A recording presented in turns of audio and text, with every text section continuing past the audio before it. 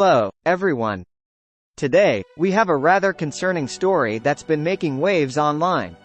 A lady recently took to social media to express her dissatisfaction with her husband's choice of gift after just 1 year of marriage. According to her, he bought her a Corolla 04, which she described as an ordinary car used by Bolt drivers. In her anonymous post, she lamented the lack of affection for her husband and expressed her desire for a divorce, citing emotional pain caused by the gift. The post has sparked a debate online, with many questioning the importance of material possessions in a relationship and the significance of such gifts. Now, while it's understandable that everyone has their preferences, some have criticized the lady for prioritizing material possessions over the love and commitment in her marriage. What do you think about this situation? Is it reasonable for someone to want a divorce over a gift they didn't like?